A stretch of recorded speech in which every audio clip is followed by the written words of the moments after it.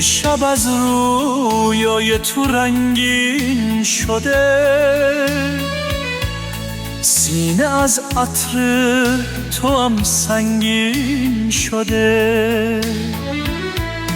ای به روی چشمم گسترده خویش، شادیم بخشید از اندوه بدیش. همچو بارانی که شوی جسم خاک، هستیم ز آلودگی ها کرده پاک.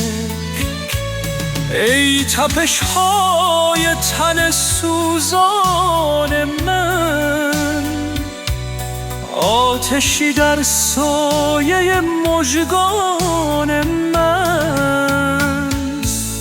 ای مرا با شور شعر آمیخته، این همه آتش به شعرم ریخته.